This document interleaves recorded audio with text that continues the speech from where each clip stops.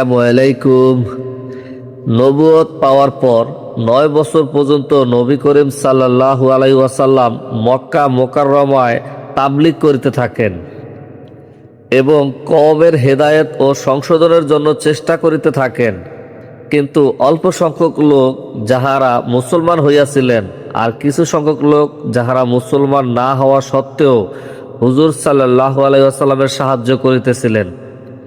তাহারা সারা মক্কার অধিকাংশ কাফের হুজুর সাল্লাল্লাহু আলাইহি সাল্লাম ও তাহার সাহাবীগণকে সর্বপ্রকারে কষ্ট দিতেছিল। তাহারা ঠাট্টা বিদ্রূপ করিত এবং যত রকম নির্যাতন সম্ভব উহা করিতে ত্রুটি করিত না। হুজুর সাল্লাল্লাহু আলাইহি সাল্লামের চাচা আবু তালেব সেই সকল হৃদয়বান লোকদের মধ্যে ছিলেন যাহারা মুসলমান না হওয়া সত্ত্বেও হুজুর সাল্লাল্লাহু আলাইহি সাল্লামের সর্বপ্রকার সাহায্য সহযোগিতা করিতেন।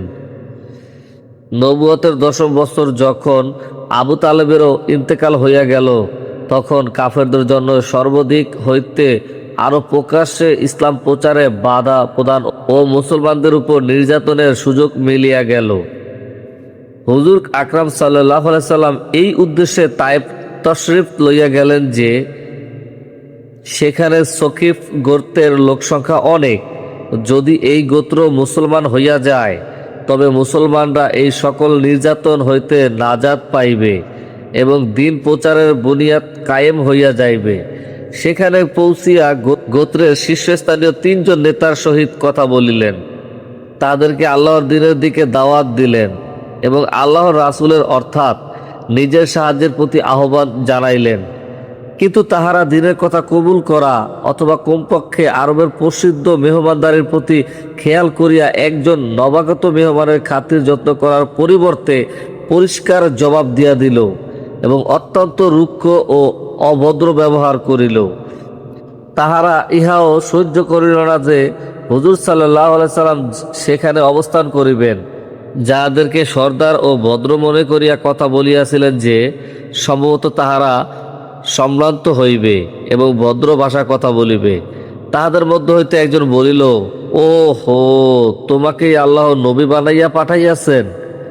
দ্বিতীয় জন বলিল, আল্লাহ তাআলা কি তোমাকে ছাড়া আর কাহাকেও পান নাই যাহাকে রাসূল বানাইয়া পাঠাইতেন?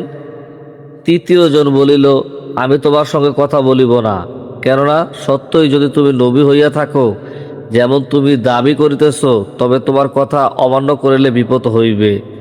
আর যদি তুমি মিথ্যাবাদী হও তবে আমি এইরূপ লোকের সঙ্গে কথা বলিতে চাই না। অতঃপর তাহাদের ব্যাপারে নিরাশ হইয়া হুজুর আকরাম সাল্লাল্লাহু আলাইহি ওয়াসাল্লাম অন্যান্য লোকের সহিত কথা বলার ইচ্ছা করিলেন, কারণ তিনি ছিলেন ধৈর্য ও হিম্মতের পাহাড়। কিন্তু কেহই তাহার দাওয়াত কবুল করিল না, বরং কবুল করার পরিবর্তে তাহারা নবী করিম সাল্লাল্লাহু আলাইহি ওয়াসাল্লামকে বলিয়া দিল, আমাদের শহর ছাড়িয়া এক্ষুনি বাহির হইয়া যাও এবং যেখানে তোমার চাহিদা হয় সেইখানে চলিয়া যাও। হুজুর সাল্লাল্লাহু আলাইহি সাল্লাম যখন তাহাদের নিকট হইতে সম্পূর্ণ নিরাশ হইয়া ফিরিয়া যাইতেছিলেন, তখন তাহারা শহরের ছেলেদেরকে তাহার পিছনে লেলাইয়া দিল। তাহারা হুজুর সাল্লাল্লাহু আলাইহি সাল্লামের সহিত ঠাট্টা বিদ্রূপ করিতে লাগিল, তালি বাজাইতে লাগিল, পাথর নিক্ষেপ করিতে লাগিল। ইহাতে রক্ত প্রবাহিত হইবার কারণে তাহার উভয় জুতা রঞ্জিত হইয়া গেল। এই অবস্থাতেই তিনি ফিরিয়া চলিলেন। পথে এক জায়গায় আসিয়া যখন ওই দুষ্টদের হইতে নিশ্চিন্ত হইলেন, তখন হুজুর সাল্লাল্লাহু আলাইহি সাল্লাম এই দোয়া করিলেন। তো এই দোয়াটি কি, তারপরে কি হলো জানতে হলে অবশ্যই পরবর্তী এপিসোডে দেওয়া থাকবে।